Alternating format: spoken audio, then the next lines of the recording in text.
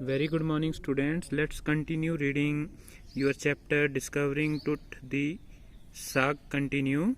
An angry wind stirred up ghostly dust devil as King Tut was taken from his resting place in the ancient Egyptian cemetery known as the Valley of Kings. अब king टुट को valley of Kings जो क्रीमेटरी थी, जो famous Egypt की शवगृह था, वहाँ पर दफनाया गया था। और उस वक्त क्या है कि जब उसकी कब्र को खोदा गया था तो वहाँ बड़ी ही हवा चल रही थी और हवा चलने के कारण वहाँ पर धूल उठ रही थी और धूल उठने के कारण है वो परेशानी हो रही थी वहाँ पर। और वहाँ पर कब्र के अंदर है वो किंग टुट है, वो एक प्रकार से हमेशा के लिए आराम फरमा रहा था। Dark veiled cloud had secluded across the desert sky. जब उसकी कब्र को खोदा गया था अध्ययन करने के लिए तो काले रंग के बादल हैं वो आकाश के अंदर थे। और and now were oiling the stars in casket grey, और वो तारे हैं वो ग्रे रंग के आकाश के अंदर है वो दिखाई देने शुरू हो गए थे। इट वॉज 6 PM, शाम के 6 बजे हुए थे। ऑन जनवरी 5, 2005, 5 जनवरी 2005 का दिन था। The world's most famous mummy glided head first into a CT scan brought here to probe the lingering medical mystery। Mystery होता है रहस्य। कहता है CT स्कैन करने के लिए पूरे संसार में पहली किसी डेड बॉडी की CT स्कैन करने के लिए, उसका अध्ययन करने के लिए, उसके रहस्य को, भेद को खोलने के लिए उसका CT स्कैन है वो पहली बार विश्व में एक डेड बॉडी के ऊपर किया गया था। CT स्कैन है वो हमेशा ही लिविंग ह्यूमन बींग्स के ऊपर होते हैं, जिंदा इंसानों के ऊपर किया जाता है, लेकिन पहली बार CT स्कैन है वो डेड बॉडी का किया जाना था।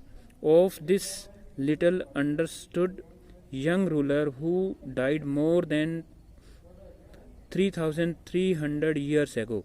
और ये एक यंग रूलर था, किंग टुट कह लो या किंग टुकामन कह लो या टुकहंटन कह लो, जो कि 3300 साल पहले हुआ था इजिप्ट के अंदर। उसकी डेड बॉडी का अध्ययन है वो CT स्कैन के तौर पर किया जाना था।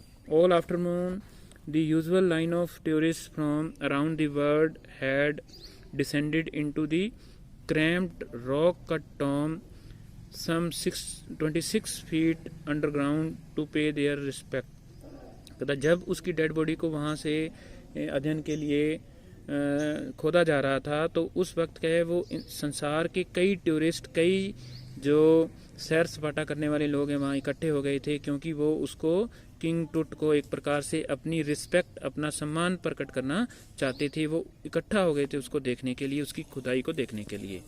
दे gaze at the murals on the walls of the burial chamber and peered at Tut's gilded face. The most striking feature of this mummy shaped outer coffin lid होता है ढक्कन। तो जो किंग टुट का, जैसा कि आपको पहली वीडियो के अंदर उसकी मुमी की पिक्चर है वो मैंने दिखाई थी, उसका जो आउटर ढक्कन है उसके अंदर किंग टट का जो फेस है वो स्पष्ट रूप से है वो दिखाई दे रहा था। उसके अंदर उसको वो देख रहे थे। Some visitors read from guidebooks in a whisper. कुछ लोग हैं, कुछ जो विजिटर्स हैं वहाँ देखने वाले लोग हैं, वो कान के अंदर एक दूसरे से बातें कर रहे थे, कानों में कुछ कह रहे थे। अदर्स स्टूड साइलेंटली, कुछ लोग हैं वो वहाँ पर खड़े हुए थे चुपचाप। Perhaps pondering Tut's untimely death in his late teens. और वो किंग टुट की डेथ के बारे में, मृत्यु के बारे में, जो कि उसकी लगभग 19 या 20 साल के अंदर मृत्यु हुई थी, उसके बारे में बातें कर रहे थे। और wondering with a shiver if the pro curse death or misfortune falling upon those who disturb him was really true। और कुछ जो लोग हैं वो ये भी बातें कर रहे होंगे, कांप रहे थे इस बात के अंदर को कि किंग टुट है वो इनको अभिशाप देगा। ठीक है, कर्स होता है, अभिशाप देगा, क्योंकि उन्होंने किंग टुट जो कि अरमान फरमा रहा था उसको डिस्टर्ब करने की कोशिश की थी। ये बात आगे सच होने वाली थी। The mummy is in very bad condition. जो टट की डेड बॉडी थी वो बड़ी ही बुरी हालत के अंदर थी, because of what Carter did in the 1920s, क्योंकि कार्टर ने 1920 के अंदर उसको बड़ा नुकसान कर दिया था। Said Zahi Hawass, secretary general of Egyptian Supreme Council of Antiquities, as he leaned over the body for a long first look. जैसे ही उसने किंग टट की बॉडी के ऊपर थोड़ा झांक करके देखा, उसके ऊपर वो झुकता है, तो एक प्रकार से क्या है कि उसने कहा कि इसको बहुत नुकसान है वो पहुंचाया जा चुका है। Howard Carter, that is was the British archaeologist Howard Carter, जिसने तट की मूमी को खोजा था 1922 के अंदर, उसने इसको बहुत ज़्यादा नुकसान पहुंचाया था। Who in 1922 discovered Tut's tomb, tomb होता है मकबरा, जिसने किंग टुट के एक प्रकार से मकबरे को खोजा था after years of futile searching, और उसने कई सालों तक एक प्रकार से बेकार में मेहनत की थी, और 1922 के अंदर उसने उसको अंत में खोज ही लिया था। इट्स कंटेंट दो हेस्टली रैंसैक्ड इन एंटिक्विटी, इसके जो टुट के शवगृह थी, उसकी कब्र थी, उसके अंदर कई चीज़ें थी, वो एक प्रकार से जल्दबाजी के अंदर है वो खोली गई थी। वर सरप्राइजिंगली कंप्लीट, फिर भी ये पूरी थी, कोई चीज़ उसमें मिस नहीं थी। They remained the richest royal collection ever found, और वास्तव में कोई भी रॉयल, कोई भी शाही व्यक्ति, राजा के खानदान से कोई भी व्यक्ति है, उसके अंदर इतनी ज़्यादा चीज़ें हैं वो साथ में डेड बॉडी के साथ दफनाई नहीं गई होंगी, and have become part of the pro legend, और ये उसकी एक प्रकार से कहानी का एक हिस्सा बन गई थी।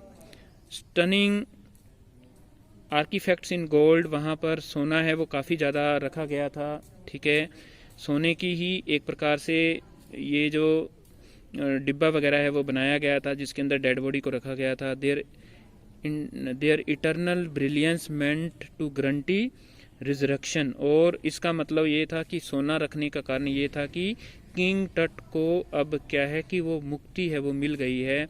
रिजरक्शन होता है हमेशा के लिए इस संसार से मुक्ति है वो मिल गई है और स्वर्ग में पहुंच गया है।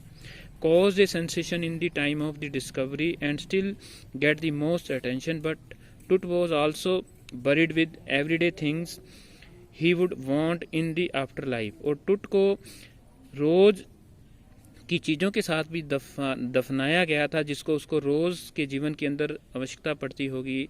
बोर्ड गेम्स, ठीक है, कई प्रकार के खेल थे, जैसे कि चेस वगैरह होती है या आपके कैरम वगैरह होती है, वो गेम्स हैं वो उसके साथ रखे गए थे। ए ब्रॉन्ज रेज़र, एक तांबे का बना हुआ रेज़र है वो भी रखा गया था। लेलन अंडरगारमेंट्स, और अंडरगारमेंट्स जो होते हैं वो भी रखे गए थे कपड़े के बने हुए। Cases of food and wine, और कई प्रकार के खाने का सामान और वाइन शराब वगैरह उसकी डेड बॉडी के साथ है वो रखी गई थी। After month of careful recording the pro funerary treasures, Carter began investigating his 3 nested coffins.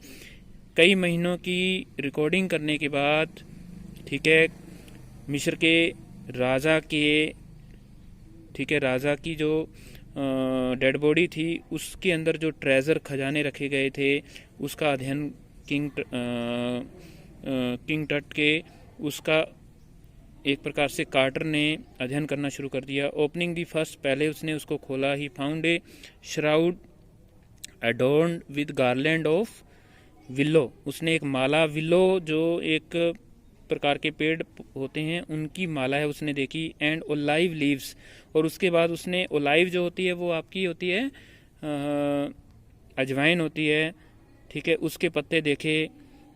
Wild ciliary, ठीक है, वाइल्ड सिलेरी अजवाइन होती है, उसके मतलब जंगली अजवाइन है, उसके पत्ते देखे। ओलाइव लीव्स के पत्ते देखे उसने।